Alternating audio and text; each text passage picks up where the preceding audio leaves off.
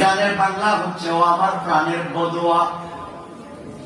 আমার যৌবন টলমল করে তুমি এসে দেখে গেলা না। কতদিন হয়ে গেল তোমাকে আমি দেখি নাই। এইভাবে যখন গান বলতেছে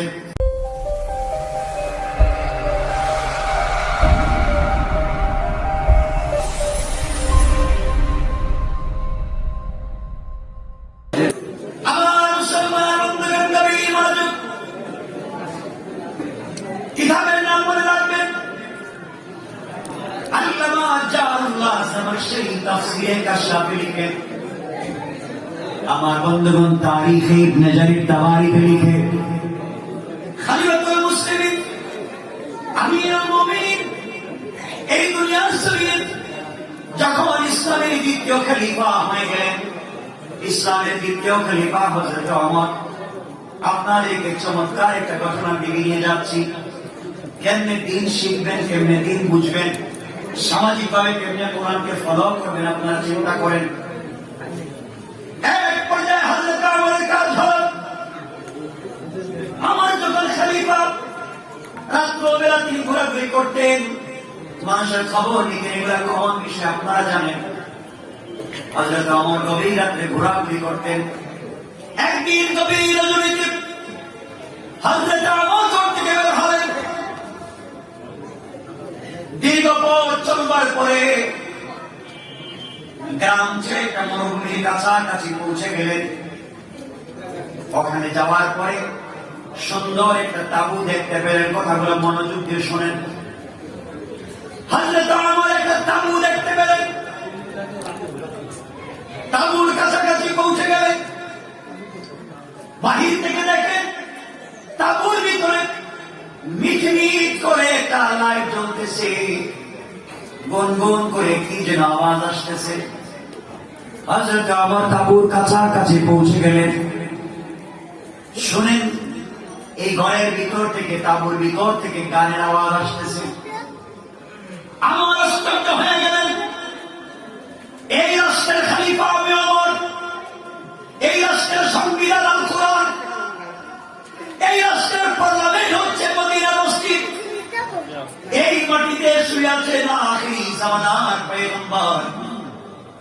যে রাষ্ট্র চলে কোরআন দিয়া, যে রাষ্ট্রের রচয়িতা হলেন বিশ্ব নবী, আমার রাষ্ট্রের ভিতরে গান চলে, গভীর রাত্রে গান হয়, ডিজে পার্টি হয়। হযরত ওমর গরম না নরম? গরম। বলেন না একটু গরম হয়ে গেলেন। আমার রাষ্ট্রে গান চলে, গান লাগাইয়া দিলেন, গান শুনতে লাগলেন। যার বাংলা আপনাদেরকে বলছি সংক্ষেপ করে বোঝাবার জন্য। গানের বাংলা হচ্ছে ও আমার প্রাণের বদুয়া। আমার যৌবন টলমল করে তুমি এসে দেখে গেলা না। কতদিন হয়ে গেল তোমাকে আমি দেখি নাই। এইভাবে যখন গান বলতেছেন, আমার নিজেকে সহ্য করতে পারলেন না। কেউ বলেছেন বেলা ভেঙে তাঁবুর কাপড় ছিঁড়ে, কেউ বলেছেন উপর দিকে যা ছিল যেভাবেই হচ্ছে ঘরের ভিতরে প্রবেশ করলেন, তাঁবুর ভিতরে প্রবেশ করলেন। ঘরের ভিতরে গিয়া বললেন, কে আছো ঘরের ভিতরে? লাইট জ্বালাও, আলো জ্বালিয়ে দাও। লাইট জ্বালিয়ে দেওয়া হলো, আলো জ্বালিয়ে দেওয়া হলো। আমার তাকায় এখানে একটা মেয়ে বসে আছে, ঘুমটা দেওয়া প্রায় কাছাকাছি, সুন্দর করে বসে আছে। আমার বললেন, মেয়েটা বল। এই মেয়ে খবরদার, মিথ্যা বলবি না। মিথ্যা বললে আমার হাতের তরবারি নিয়ে শরীর থেকে মাথা আলাদা করে দিব। বলতো গভীর রাত্রে এই ওমরের রাজ্যে কার কুলে মাথা রেখে গান বলেছ? যুবকরা ঘরের কর্নারে কোথায় লুকিয়ে গিয়েছে বলো, এবং অশ্লীল গান। কার কুলে মাথা রেখে গান বলেছ তুমি, এবার বলো। মেয়েটা বলতেছে, যুবকরে বড় জোরে নিবেদন করে বলছি, আমি তোমাকে চিনি না, তুমি আমাকে সন্দেহ করতে পারো না। তুমি কি জানো এই রাজ্যের খলিফা ওমর গরম মানুষ? আপনি গভীর রাত্রে আমার ঘরে ঢুকেছেন। সকালবেলা আমি ওমরের দরবারে আপনার বিরুদ্ধে নালিশ করব। দাঁড়িয়ে আছে কে? কথা বলেন না কি? আমার মনে মনে ভাবতেছেন আমার সামনে দাঁড়িয়ে আবার লম্বা কথা। মেয়েরা আগে বলছে, যুবক কেন তোমাকে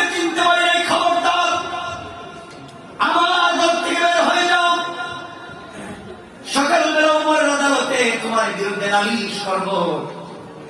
আমার বললেন, মেয়ে বেয়াদবি করিস না, পরিচয় কি? পরিচয় আমার কাছে দাও। গান বলেছ, কার কুলে মাথা রেখে সেটা বলো। মেয়ে ডাক দিয়া বলছে, যুবক রে, বারবার বলতেছি আমি কারো কুলে মাথা রেখে গান গাইনি, একা একা মনে কষ্ট এসেছে এই জন্য গান গেয়েছি। কিন্তু যুবক, তোমাকে খবরদার বলে দিচ্ছি, তুমি জানো আমাদের রাষ্ট্রের খলিফা ওমর বহুত গরম মানুষ, কিছু উল্টা পাল্টা বললি শরীর থেকে মাথা আলাদা করে দেন। আমার যুবক, তুমি ভুল জায়গায় এসেছ। আমার ঘরে ঢুকে আমার সংবিধানে কথা বলতেছ, গভীর রাত্রে একটা যুবতী মেয়ে ঘরের ভিতরে ঢুকেছ। আমি তোমাকে বলতেছি, শোনো, তুমি গভীর রাত্রে আমার ঘরে ঢুকেছ, আমি চিল্লা চিল্লি করি, এলাকার মানুষ জমা হয়ে যাবে, তুমি আমার চরিত্রের উপরে আঘাত করেছ বলে মানুষের কাছে বললে তোমার শরীর থেকে আমার মাথা আলাদা করে দেবে। তুমি কেন আমার ঘরের ভিতরে ঢুকেছ? হয়তো আমার বলছেন, মহিলা কিছুই জানতে চাই না, আগে বলো গান বললে কেন? মেয়েরা আগে বলছে, যুবক শোনো, আমি জানি ইসলামের রাষ্ট্রে গান হারাম, গান গাওয়া হারাম, অর্থায়ন করা হারাম। আমি জানি, আমি গান গেয়েছি, কিন্তু আমি গান গেয়ে কোরআনের একটা বিধানকে লঙ্ঘন করেছি। আর গভীর রাত্রে তুমি আমার বাড়িতে ঢুকে কোরআনের চারটা বিধানকে লঙ্ঘন করেছ। সকালবেলা আমার আদালতে তোমার বিরুদ্ধে নালিশ করব, কোরআনের 4 বিধানকে লঙ্ঘন করে তুমি আমার ঘরে ঢুকেছ। আমার আদালতে বিচার হলে তোমার শরীর থেকে মাথা আলাদা হয়ে যাবে। আমি একটা বিধান লঙ্ঘন করেছি, এই জন্য শাস্তি পেতে পারি, কিন্তু তুমি 4টা বিধান লঙ্ঘন করেছো, এই শাস্তি না হওয়া পর্যন্ত নিস্তার নাই।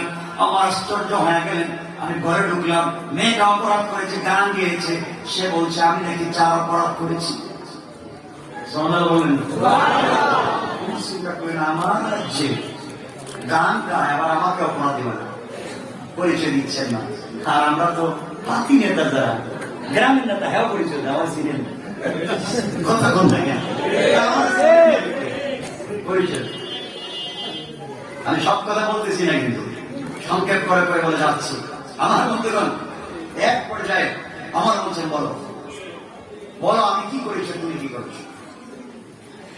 এবার মেয়ে ডাক দিয়ে বলছে, যুবক শোনো, আমি কোরআনে কারিমের 31 নম্বর সূরা লোকমানের 6 নম্বর আয়াতের বিধানকে লঙ্ঘন করেছি। আল্লাহ বলেছেন এই আয়াতে, وَمِنَ النَّاسِ مَن يَشْتَرِي لَهْوَ الْحَدِيثِ لِيُضِلَّ عَن سَبِيلِ اللَّهِ بِغَيْرِ عِلْمٍ وَيَتَّخِذَهَا هُزُوًا أُولَئِكَ لَهُمْ عَذَابٌ مُهِينٌ।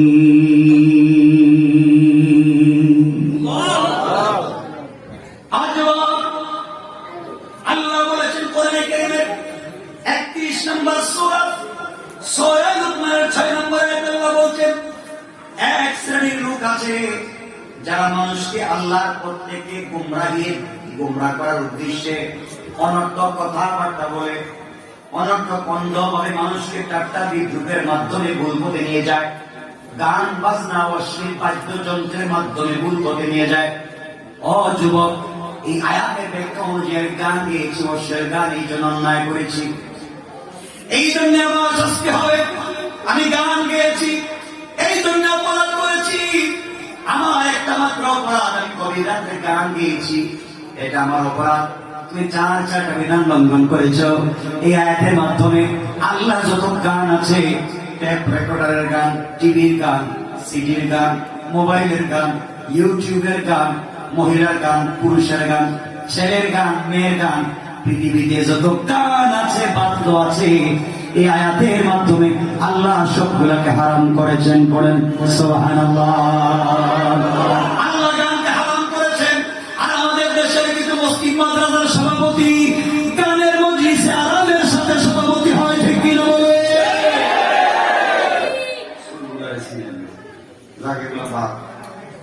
সব কথা বললে আবার শেষ করবো। আমার ভালো করে মনে রাখবা যুবক, আজকে আমরা কোন পথে পরিচালিত হচ্ছি। হযরতে ওমরকে মেয়েটা বলছে, যুবকরে, আমি কোরআনের একটা বিধানকে লঙ্ঘন করেছি, আর তুমি আমার ঘরে ঢুকে কোরআনের 4টা বিধানকে লঙ্ঘন করেছ। এবার হযরত ওমর বললেন, যুবতী মেয়ে বলো, আমি তোমার ঘরে ঢুকে কি করলাম, কি বিধানকে লঙ্ঘন করলাম? বলো তো আমি কি করেছি? তুমি একটা অপরাধ করেছো, আমি কি করলাম?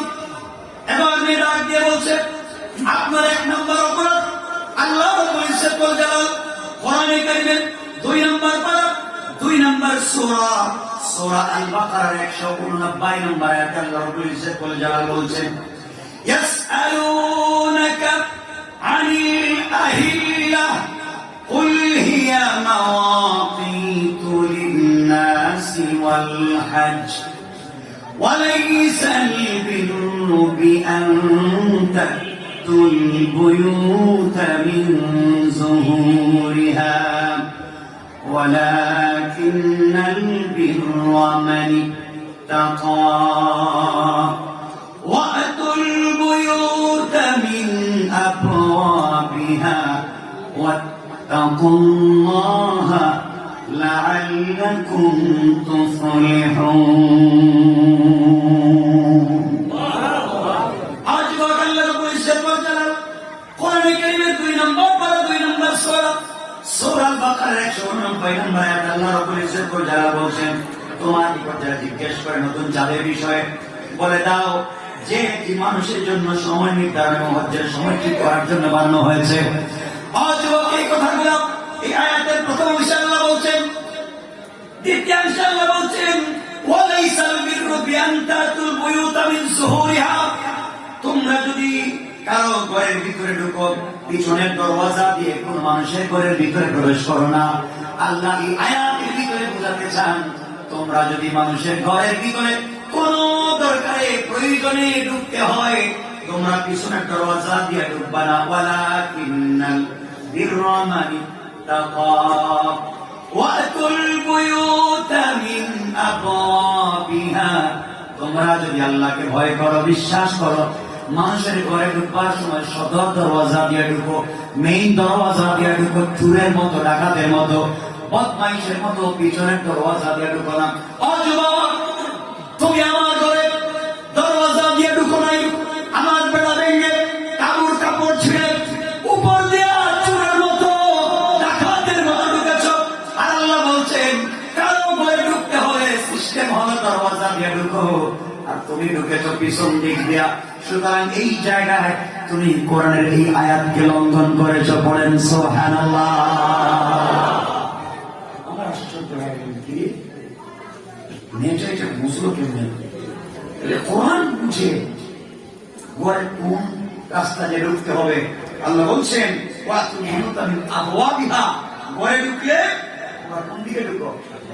সামনের দরওয়াজা দিয়া, মেইন দরওয়াজা দিয়ে ঢুকো, চোরের মতো পিছনের দরওয়াজা দিয়ে ঢুকো না। তোমরা নিজেদের বাসনায় কিন্তু কাজ করতে পারবে, অন্যায় করবে না। আমার বন্ধুরা, কথা যদি তাই হয়, আজকাল আমরাও মানুষের ঘরে চুর চামারের মতো ঢুকে যাই। কথা বলেন না? চুরের মতো প্রবেশ করি।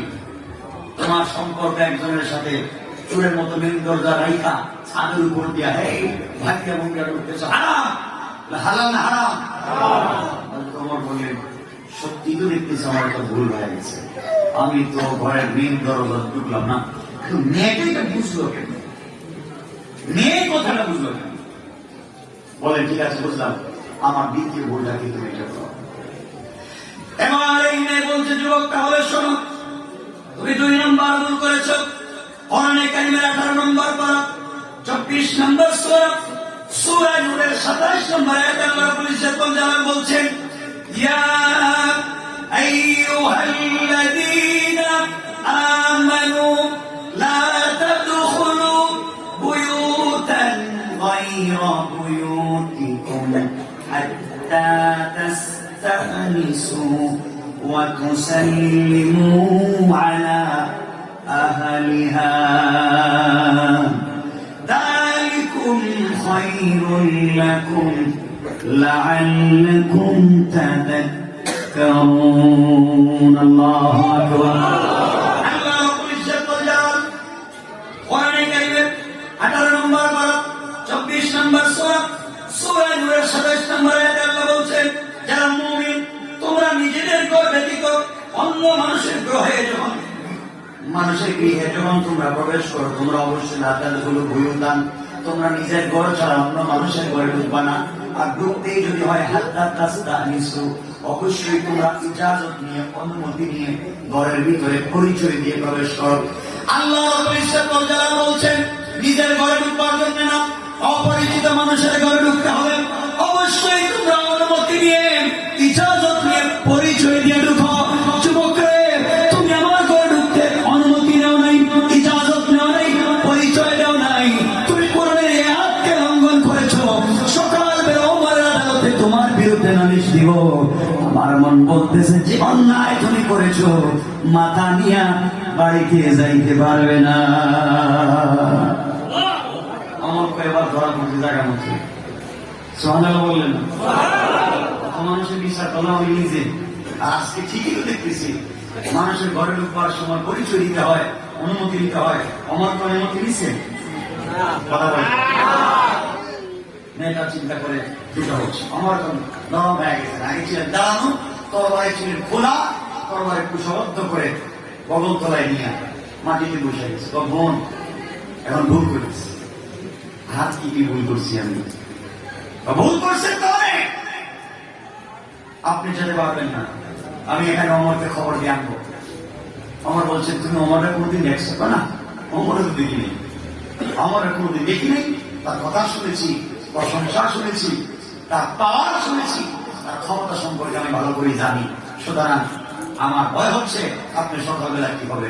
অমর বলছেন, বোন তাহলে 3 নাম্বার ভুলটা কি, ওটা আমার কাছে একটু বলো। এবার আমি বলতেছি, যুবক তাহলে তোমার 3 নাম্বার ভুলটা জানো। দেখেন কোরআন মানুষকে কেমন পরিবর্তন করে। আমার বন্ধুগণ, মেয়েটা বলছে, যুবক তোমার 3 নাম্বার ভুল হলো কোরআনে কারীমে 18 নম্বর পারা 24 নম্বর সূরা সূরা নূরের 61 নম্বর আয়াতের শেষ দিকে আল্লাহ বলছেন, 61 নম্বর আয়াতের শুরুর দিকে আল্লাহ বলছেন, লাইসা আলাল আমা হারাজুন ওয়ালা আলাল আরাজি হারাজুন ওয়ালা আলাল মারিদি হারাজ। এই কথা আল্লাহ ওই জায়গায় বলছেন, শেষ দিকে গিয়ে বলছেন, ফাইদা দাখালতুম বুয়ুতান ফাসাল্লিমু আলা আনফুসিকুম তাহিয়াতাম মিন ইনদিল্লাহি মুবারাকাতান তাইয়্যিবাহ কাযালিকা ইউবাইয়িনুল্লাহু লাকুমুল আয়াতি লাআল্লাকুম তা'কিলুন।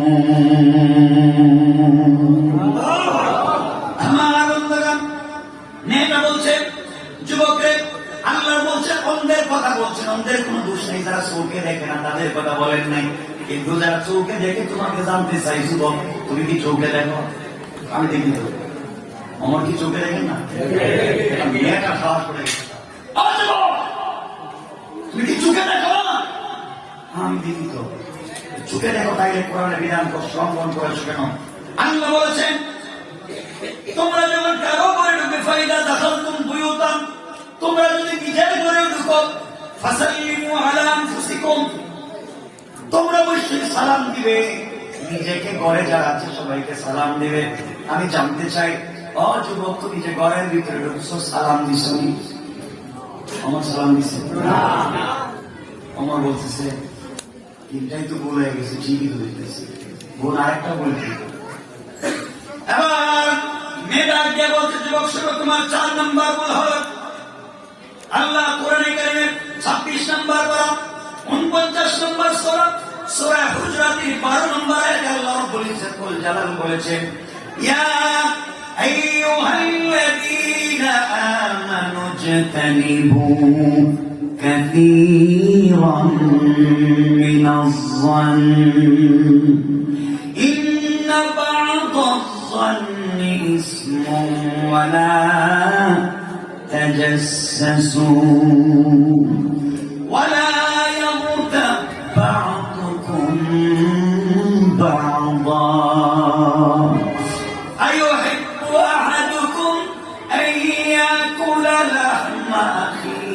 ميتا فكرهتموه واتقوا الله إن الله تواب رحيم আমার লম্বা কথা এক পর্যায়ে মেয়েটা বলতেছে যুবকরা আল্লাহ বলছেন ইস্তাইনু কাসীরাম মিনাস সাম অনেক ধারণা থেকে বেঁচে থাকো যুবক তুমি আমার ঘরে ঢুকেছো ধারণা করেছো আমি মানুষের রানের কোন যুবকের কোলে মাথা রেখে আমি কথাগুলো বলেছি তোমার ধারণা করা ঠিক না আল্লাহ বলছেন ইজতানিবু কাসীরাম মিনাস সাম অনেক ধারণা থেকে বেঁচে থাকো ধারণা করা গুনাহ এই জন্য আপনি যদি রাস্তা দেখেন কোন একটা ছেলে কোন একটা মেয়েকে কুলে করে নিয়ে রিক্সায় বসে যাচ্ছে আপনি বলেন সিসি করলো কি হারাম আপনি ধারণা করতে পারেন না হতে পারে তার মেয়ে হতে পারে তার বোন হতে পারে তার স্ত্রী কিন্তু আপনার ধারণা করা ঠিক হয় নাই সে অস্খোলামেরা ঘোরাঘুরি করেছে এটা তার জন্য হারাম কবিরা গুনাহ কিন্তু আপনি ধারণা করলেন কেন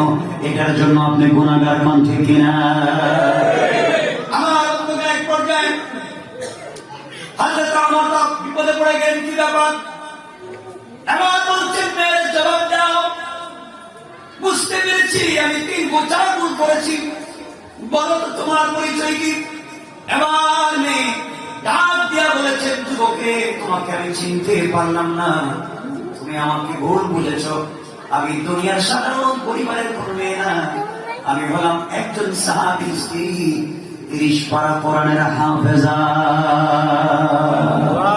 আল্লাহু আকবার আপনি যদি 30 পারা কোরআনের হাফেজা হন কাম বলেছেন কেন এটা আমাকে আজকে বুঝান আমার 4টা ভুল হয়েছে ঠিক আপনি একটা ভুল করেছেন ঠিক কিন্তু আপনি গান বলেছেন এবার মেয়েরা দিয়া বলছেন যুবক শোনো আজ থেকে প্রায় 12 মাস আগে আমার বিয়ে হয়েছে আমার যার সঙ্গে বিয়ে হয়েছে 2 রিওয়ায়াত আল্লামা উবাইদুল্লাহ সিদ্দিক জালালি তাফসীরে 2টা নাম বলেছেন কেউ বলেছেন সাদ বিন আব্দুল্লাহ আর কেউ বলেছেন আব্দুল্লাহ বিন সাদ আমার স্বামীর নাম আব্দুল্লাহ বিন সাদ 1 বছর আগে আমাদের বিয়ে হয়েছে আজ আমার স্বামী মদিনার একজন বিশ্বস্ত সুন্দর ছেলে একজন যোদ্ধা আল্লাহর ওয়ালা আমার স্বামীর সঙ্গে 1 বছর আগে যখন আমার বিয়ে হয় বিয়ের দিনে আত্মীয় স্বজন সকলেই বসা সকলেই যখন হাজির আমিও কোনদিন আমার স্বামীকে দেখি নাই আমিও মদিনার একজন সুন্দরী মেয়ে সম্ভ্রান্ত পরিবারের মেয়ে কোরআনের হাফেজা আমি আমার স্বামীকে জিন্দেগিতে দেখি নাই স্বামী আমাকে দেখেন নাই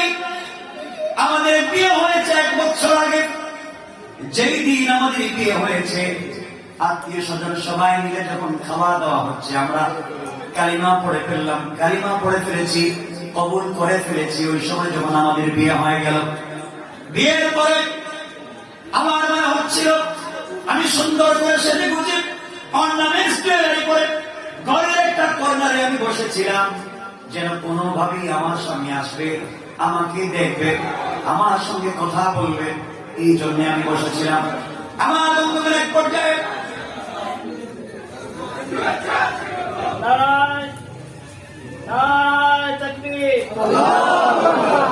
বয়ানের মাঝখানে নারায়ে তাকবীর প্রধান অতিথির আগমন শুভেচ্ছা স্বাগতম নারায়ে তাকবীর আলহামদুলিল্লাহ আমরা বসে যাই ভাই কষ্ট হবে আমার বসে যাই ভাই আসছেন অবশ্যই লম্বা কথা বলবেন আমরা বসে যাই ভাইকে বসেন ভাই আসছেন কথা বলবেন আলহামদুলিল্লাহ ভালো মানুষ ভালো মনের মানুষ চমৎকার কথা বলেন আমরা সবাই কথা বলে শুনবো কিন্তু ছিল না আর 1-2 মিনিট কথাটা রেখে দিচ্ছি কথা বলবো না ছিলেন বসেন আমার বন্ধুগণ 1 মিনিটের কথা এখানে রেখে দিচ্ছি এক পর্যায়ে মেয়েটা বলছে যুবক তুমি আমাকে চিনতে পারো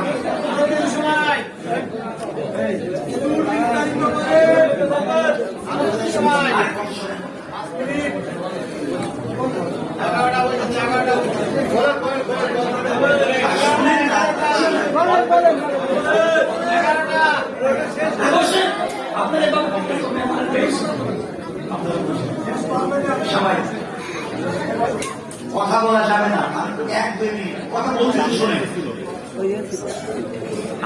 শুনছেন কোনদিন আলোচনা? বলে তো আমার বলেন ভালো মানুষ কয়েকজন ছিলেন না। আমার বন্ধুগণ শুনেন, মেয়ে বলছে, ও যুবক, তুমি আমাকে চিনতে পারোনি, আমি একজন সাহাবীর স্ত্রী, কালিমাওয়ালা, 30 পারা কোরআনের হাফেজা। আমার স্বামী আব্দুল্লাহ বিন সাদ একজন নির্ভরযোগ্য সত্যবাদী যোদ্ধা। আর তুমি আমাকে আজকে বলছো আমি গান গেয়েছি, তুমি 4 অপরাধ করেছো, আগামীকালকে তোমাকে আমার আদালতে উঠানো হবে, বিচার হবে, শাস্তি তোমাকে পেতে হবে। আমার বলছে, বোন অবশ্যই আমার আমাকে শাস্তি দিবে মানছি, কিন্তু তুমি গান করেছো কেন তাও বুঝছি, আমি 4 অপরাধ করেছি তাও বুঝেছি, কিন্তু তোমার পরিচয় কমপ্লিট আমার সামনে বলা লাগবে। মেয়ে তো তার পরিচয় দিচ্ছি। শোনেন, আমার বন্ধুদের এক পর্যায়ে মেয়ে বলছে, যুবককে, আমার স্বামী যখন মেহমান খাওয়া দাওয়া শেষ হয়ে গেল, আমি ঘরের একটা কর্নারে বসে আছি, কয়েকটা আমি আমাকে জড়ো করে বসিয়ে রেখেছে। আজ আমার স্বামীর সঙ্গে আমার দেখা হবে, ফুল সজ্জার রাত্র কত কথা জমিয়ে রেখেছি, স্বামীর সঙ্গে কথা বলবো। হঠাৎ করে আমার স্বামী হাত ধুয়েছেন, খাবার খাবেন, স্বামী প্লেটে খাবার নিয়েছে। এমন সময় একজন দূত, একজন কাসিম আমার স্বামীর সামনে এসে সালাম দিয়ে বলছেন, এই প্রোগ্রামের ভিতরে আব্দুল্লাহ বিন সাদ নামে কেউ কি আছে? স্বামী দাঁড়িয়ে বলছেন, আমার নাম আব্দুল্লাহ বিন সাদ। কাসিম দূত ডাক দিয়ে বলতেন, খলিফাতুল মুসলিমিন আমিরুল মুমিনিন আপনার কাছে একটা চিঠি পাঠিয়ে দিয়েছেন, চিঠিটা দেখেন। আমার স্বামী চিঠি খুললেন, চিঠি পড়লেন, চিঠিটা লাগায় দিলেন। চিঠি লাগিয়ে দেওয়ার পরে আমার স্বামী জনতাকে উদ্দেশ্য করে বললেন, শোনো, এই মুহূর্তে খলিফাতুল মুসলিমিন আমিরুল মুমিনিনের কাছ থেকে চিঠি এসেছে, আমাকে পারস্য অথবা রোম কোন একটা যুদ্ধের সেনাপতি বানিয়েছেন, আমাকে চলে যেতে হবে। আমি চললাম। বেয়াদবি মাফ করবেন, কারোর সঙ্গে কথা বলতে পারলাম না, দেখা হলো না। বেঁচে থাকলে আবার দেখা হবে, প্রোগ্রাম এখানেই রেখে আমি চলে গেলাম। এই কথা বলে আমার স্বামী উঠে যাচ্ছেন, আত্মীয় স্বজন সকলে ডাক দিয়ে বলছেন, যুবক, অমর তো আর আল্লাহ, অমরের কথা, অমরের চিঠি তো আল্লাহর বাণী না, এটা তো কোরআনের কথা না যে চেঞ্জ করা যাবে না। আজকে রাত্রে কমপক্ষে স্ত্রীর সাথে কাটিয়ে যাও, আগামীকালকে তুমি চলে যেও, এটাই থাকো, কোমরের কথা মানা তো ফরজ না। কেমন সময় আমার স্বামী কোরআনে কারীমের সূরা নিসা 59 নম্বর আয়াত তেলাওয়াত করে বললেন, ইয়া আইয়ুহাল্লাযীনা আমানু আতিউল্লাহ ওয়া আতিউর রাসূল ওয়া উলিল আমরি মিনকুম। আমার স্বামী তেলাওয়াত করে বললেন, শোনো মুসলমানেরা, আল্লাহ বলেছেন শর্ত ছাড়া আল্লাহকে মানতে হবে, শর্ত ছাড়া বিশ্ব নবীকে মানতে হবে। এরপরে বলছেন ওয়া উলিল আমরি মিনকুম, আর যেই নেতা শর্তযুক্ত ভাবে আল্লাহ এবং রাসূলকে মানে এমন নেতার অনুসরণ করতে হবে। যেই নেতা আল্লাহ এবং তার রাসূলকে মানে না, এমন নেতার অনুসরণ করা যাবে না। আল্লাহ বলেছেন কোরআনের আয়াতে, তোমরা এমন নেতার কর্মী হও যেই নেতা আল্লাহকে মানে, যেই নেতা আল্লাহ রাসূলকে মানে, ওই নেতার কর্মী হও, ওই নেতা তোমরা অনুসরণ করো। সুতরাং বাংলাদেশে যেই নেতা আল্লাহকে মানে না, আল্লাহ রাসূলকে মানে না, এমন নেতার যাই হোক তার কর্মী হওয়া যায় না, এমন দলকে সাপোর্ট করা যায় না। যেই দলের ভিতরে আল্লাহ এবং তার রাসূলের আনুগত্য এবং দাসত্ব নয়, ঠিক না?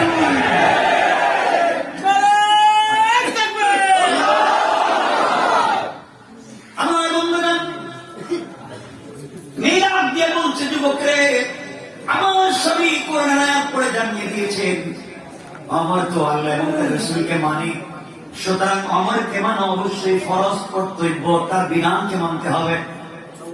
এক পর্যায়ে এই কথাগুলো বলবার পরে আমার স্বামী উঠে গেলেন, পোশাক খুলে ফেললেন, তরবারি পরলেন, তরবারি নিলেন, যুদ্ধের পোশাক পরলেন, আমার ঘরের দরজায় নক করলেন, ডাক দিয়ে বললেন, স্ত্রী রে, তুমি মদিনার এক সুন্দরী রে, আমি মদিনার এক সুপুরুষ, তোমার সঙ্গে আর দেখা হলো না, যুদ্ধের ময়দানে চললাম, যদি জিন্দগিতে বেঁচে থাকি দেখা হবে, বেঁচে না থাকলে ক্ষমা করে দিও। স্ত্রী ওই সময় বলতেছেন, যুবকেরা, আমি আমার স্বামীকে বলছি, স্বামী, জিন্দগিতে তোমাকে ঠিক মতো দেখি নাই, আজকে রাত্রটা কাটায় যাইতে পারলেন না, আমার কোনো আপত্তি নাই। আমার বলেছেন আপনি চলে যাবেন, কিন্তু একটা বার আসেন না, আপনার চেহারা দেখি কিয়ামতের ময়দানে আপনি স্বামী হিসেবে যেন আমি চিনে নিতে পারি। বলেন সুবহানাল্লাহ। আমার যুবক, আমার স্বামী বলছেন, স্ত্রী রে, এই যদি হয় তোমার মনোবাসনা অবশ্যই পূরণ হবে, যদি তুমি ইস্তেকামত থাকতে পারো, চরিত্রের হেফাজত করতে পারো, আল্লাহর প্রতি ভরসা রেখে ঈমানের সাথে চলতে পারো, একদিন দেখা হবে। একটু সুসংবাদ দিয়ে যাই, খলিফাতুল মুসলিমিন আমিরুল মুমিনিন চিঠির লাস্টে বলেছেন 4 মাস, 4 মাস পরে আমাকে ছুটি দিবেন। আমার যুবক, আমার স্বামী চলে গেলেন, দেখা হলো না। যেই দিন পূর্ণাঙ্গ 4 মাস পূর্ণ হয়েছে, নতুন বধূর মতো সেজে অর্নামেন্ট জুয়েলারি পরে বসে আছি, সন্ধ্যাবেলা অপেক্ষা করছি স্বামী আসবেন। হঠাৎ করে আরেকজন দূত এসে আমার কাছে চিঠি দিয়ে গেল। চিঠি খুলে দেখি আমার স্বামী বলছেন, খলিফাতুল মুসলিমের পক্ষ থেকে আরো 4 মাস সময় লাগবে, আরেকটা যুদ্ধে চলে গিয়েছে। 8 মাস হয়ে গেল, সংক্ষেপ কথা, 8 মাস হয়ে গেল। আমার স্বামীর জন্য 8 নম্বর মাসে শেষ দিন আমি অপেক্ষা করতে লাগলাম, স্বামী আজকে আসবে। আরেকদিন আমার চিঠি আসলো, 8 নম্বর মাসে চিঠি আসলো, আমি খুললাম, খুলে দেখি খলিফাতুল মুসলিমিন আমিরুল মুমিনিনের হাতের স্ট্যাম্প করা চিঠি। লেখা আছে আমার স্বামীকে আরেকটা যুদ্ধের সেনাপতি বানিয়ে পাঠিয়ে দিয়েছেন 4 মাসের জন্য।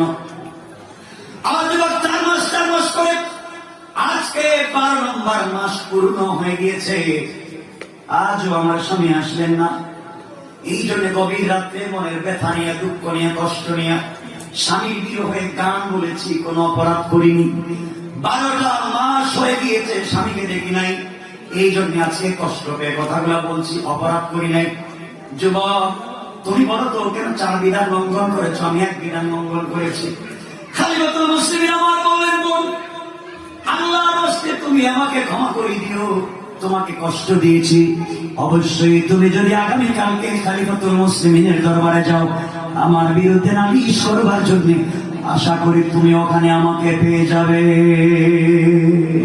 আল্লাহু আকবার। এতক্ষণ কথা বলছেন তিনি কে? তিনি তো খলিফাতুল মুসলিমিন। আমার বন্ধুগণ, কেউ কথা বলবেন না, চালান চালানের কথা বলবেন, এটা কেমন কথা বলবেন? আমি রেখে দিব, আপনারা একটা কথা বলবেন, শুধু বসেন। এক পর্যায়ে হজরত ওমর চলে গেলেন, সুজা চলে গেলেন সেনা ছাউনিতে, গিয়ে বলছেন, সেনা ছাউনিতে আব্দুল্লাহ বিন সাদ বা সাদ বিন আব্দুল্লাহ নামে কেউ আছো? কোথায় আছো? দাঁড়াও, ছুটিতে যাওয়ার আমার চিঠি নিয়ে যাবো। এই চিঠি নিয়ে যাওয়ার সময় তোমার স্ত্রীকে আমার পক্ষ থেকে গিফট। আমিরুল মুমিনিন, আপনি জানেন আমি কি করেছি? আমার স্ত্রী আছে, যাও তুমি আমার পক্ষ থেকে তোমার স্ত্রীর জন্য হাদিয়া চিঠি দিও, আর যতদিন পর্যন্ত স্ত্রী তোমাকে আসতে না দে, ততদিন পর্যন্ত তোমার ছুটি। এই কথা বলে হযরত ওমর পুরো কাজ সালাত পড়লেন, আল্লাহর কাছে কাঁদলেন, আল্লাহ কিয়ামতের দিন আমাকে বাঁচাইও, আমাকে আল্লাহ তোমার কাঠ গড়ায় আসামি বানাইও না, যে ভুলটা করছি।